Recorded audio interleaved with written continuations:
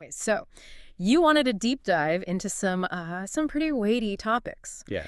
And war and its impact really got your attention. So we're going right to the source this time. We're tackling Erich Maria Remarque's All Quiet on the Western Front. Excellent choice. Yeah.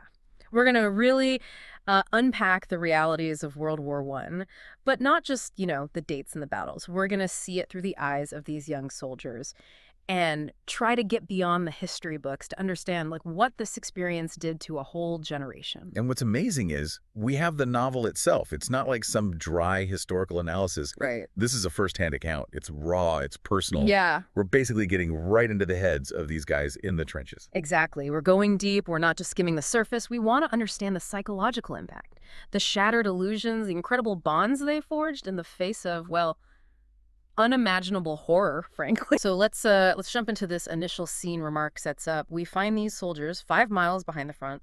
They've got full bellies, double rations, a moment of plenty. But right away, it's contrasted with this huge loss they've just suffered. Their company is down to just 80 men. 80 men out of who knows how many. It's stark. It really is. And what Remarque does so brilliantly is he takes the massive scale of war and immediately grounds it in these incredibly human moments. Like, take Kaczynski's observation. He says, the war would be all right, he says, if we could just get more sleep. Wow. It's so basic, right? Yeah. Sleep, this fundamental human need, completely disrupted. Right. That contrast, the plenty, the loss, and then just needing sleep, it really hits you with how the war warps even the simplest things. Yeah. And right in the middle of all this, we meet our main characters. We've got Kropp, who seems like the clearest thinker of the bunch. Mueller, who's still dreaming about his exams. Lear, with his, shall we say, more colorful interests. And of course, Paul Boehmer, our narrator. These aren't hardened soldiers, They're practically kids thrown into this nightmare. And that comes through so strongly in the incident with the cook. Oh, yeah. Ginger, right? He's got all this food, way too much for the men who are left. And he's practically begging them to eat it all before it goes bad. It's almost funny in a dark way. You've got this cook worried about leftovers when these guys have just seen so much death. It shows you how their priorities have shifted. It's not about grand ideas anymore. It's about survival, basic needs. It makes you think how quickly those noble notions of patriotism just vanish when you're facing death and hunger every day. Exactly. And then we get these glimpses of them behind the lines. Blue sky, observation balloons, a flowery meadow, they're reading letters, playing scat on a margarine lid. It's like this little pocket of normalcy dropped right in the middle of war. Right. These moments, however brief, they must have been so important. Absolutely. They're a reminder of what they've lost, what they're risking. And the rumble of the front in the distance, it's like this constant threat that never really goes away. And that leads us to, I think, a core theme of the book. This disillusionment with the older generation. Yeah. And all their lofty ideals. The Iron Youth. Right. Yeah, the Iron Youth, the heroic speeches, all of it. It just crumbles when they see the reality. They see their friends wounded, dying. And those pronouncements about duty and country, they start to sound so empty. It's like the product doesn't match the advertising. Exactly. And that's so clear in the scene with Kemmerich's watch. Oh, that's a tough one. This young man is about to lose his leg, and he's worried about his watch being stolen. It's such a small detail, but it's so poignant. It really is. It shows how those pre-war values are still there. Even as his world is falling apart. And then you have Miller asking about Kemmerich's boots. Yeah. On the surface, it seems callous. But in war, those things matter. Good boots could save your life. It shows how war forces you to change your values. Right. It's Paul promising to go back to Kemmerich. Versus Mueller already thinking about the boots. It's not heartlessness. It's just adapting to a brutal reality. And then there's this sense of being cut off. Yeah. From their past lives. Yes, their future. It's just this vague, empty thing. That label, Iron Youth. It's ironic, isn't it? Because the war stole their youth before they even had a chance to really live it. Exactly. They had these glimpses of life before the war. Family, school, maybe a girlfriend, some hobbies. And the war just cuts it all off. They never had time to build a real life. And it all started with such high hopes, right? They enlisted with these idealistic views, probably thinking of war as some kind of adventure. Romanticized. Yeah, romanticized. But then there's Corporal Himmelstoss. Their training under him was brutal. petty discipline, insults, being trained like circus ponies. How did that even prepare them for the real thing? It's such a disconnect, that rigid discipline, the pointless exercises, and then the chaos of the front. It just shows how absurd it all was. But one thing did come out of that training: comradeship. This bond they forged became the most important thing. It's like the brutality they endured together created this unbreakable connection. It was a lifeline. In a world without meaning, they had each other. They relied on each other for everything. And then we see Kemrick fading. That question he keeps asking, do you think so? About getting better. It's heartbreaking because you know it's not going to happen. And that flashback to him at school, the brown coat, the horizontal bar, Cantrick's pride, it reminds you of the life he had. The potential that's lost. Exactly. And Paul even talks about how they look like soldiers, powerful in their uniforms. But underneath, they're still just boys. That vulnerability is always there. The hospital scene is just brutal. Kemmerich is dying. And the orderly is already there, waiting for his bed. It's so cold, so efficient. Like, Kemmerich is just a thing, not a person. And Paul tries to comfort him with these visions of recovery. But Kemrick whispers, I don't think so. Oh, man. That's so quiet, so resigned. And then they just take him away. The bed is empty. It's like he was never even there. Paul feels a sense of relief leaving that room. But it's mixed with this burden of loss, of a broken promise. And then they're back at the front. They're almost unrecognizable.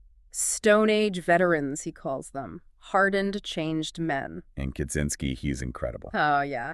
He finds food, bread, even horse flesh in situations where it seems impossible. He's like a magician. He's a legend. He can always find something. It's more than just practicality. It's a symbol of their resilience, their refusal to be defeated. Yeah. He brings them hope. And the shared meal, it becomes a ritual. It's not just about food. It's about connection. It's one of the few things that feels normal. And then they start talking about Himmelstas. Revenge. They ambush him, beat him. It's not exactly right, but it's a release for all that pent-up anger. And it brings them closer. They're looking out for each other. And then we're thrown right into the front lines. The smoke, the taste of powder, the roar of the gun. It's overwhelming. Remarque makes you feel it. The ground shaking, the taste in your mouth, that phrase, within its embrace.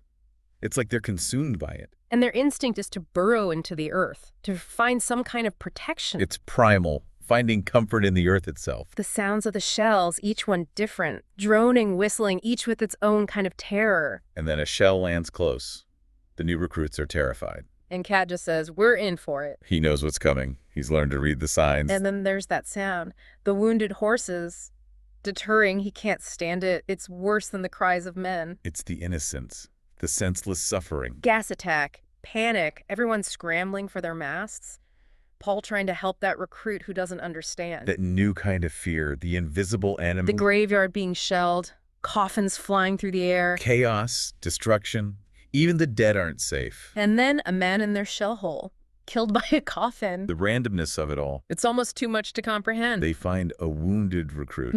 A terrible wound. Yeah. Cat, he's practical. Paul, he wants to help. Give him rum, tea. Experience versus compassion. Two ways of dealing with the horror. And the recruit's helmet, falling on Kemmerich's grave. The cycle continues. Death is everywhere. It becomes their new normal. They adapt. But at what cost? Even something like killing lice. This mundane task shows how dehumanizing it all is. They're reduced to fighting insects. Stripped of their dignity. And when they talk about peacetime, Krupp can't even imagine it. He's lost hope. The war has consumed him. Cat just wants to go home. A small hope. But even that feels fragile. That photo of Kat's wife. And he just says, damned lousy war. It's a personal cost. The reminder of the life they left behind. Himmelstas is in the trenches now. And Jaden, he's still defiant. It's a little bit of humor. Yeah. A way to fight back. And then Himmelstas comes crawling back, wanting to be friends, offering sugar and butter. War changes everyone, even the bullies. And they send him to the cookhouse. A little bit of justice. They find comfort in good food, rest. Their standards have changed. Terror is bearable.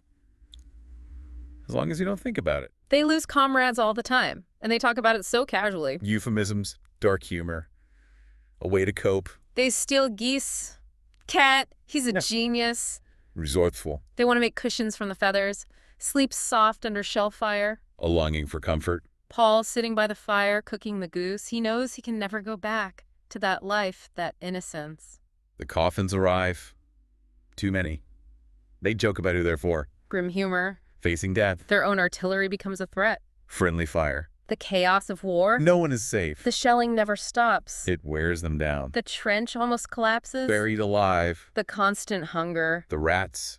Fighting for scraps. A recruit breaks down. The pressure's too much. They become wild beasts. Fighting for survival. Hand-to-hand combat. Brutal. Primal. They find corned beef in the enemy trenches. Ironic. Paul longs for his youth, but he knows it's gone. He's burned out. Leave only makes it worse. He can't connect with his family. His mother is sick with worry. His father just wants to show him off. Those well-meaning questions from people who don't understand. He can't comprehend. Middle state tormenting cataract. The war upends everything. Visiting Kemerkra's mother. The lie. The burden of guilt. The Russian prisoner. A shared humanity. Seeing past the enemy. Back with his company. A moment of comfort. The Kaiser's review. A meaningless spectacle. The absurdity of it all. Another soldier dies. Blown apart. Random death. Paul kills a man. Gerard Duval. Remorse. A promise to his family. Guarding a village. A brief respite. Looting. Enjoying the luxuries. A moment of peace. Wounded again. Back in the hospital. More suffering. Lewandowski and his wife. A human connection. The strange surgeon. The absurdity continues. More losses. Hay deterring. Deterring just wants to go home. Conditions worsen. The supplies dwindle. Exhaustion. Dysentery. Facts. Bertink dies a hero. Cat is killed. The final blow. The end of everything. The war is ending. Paul is weary, broken. He dies on a quiet day. Senseless. It's a quiet end. After all that horror. We've seen the reality of war. The loss of innocence. The power of comradeship. The psychological scars. Remarque's work is still relevant. It forces us to confront the human cost.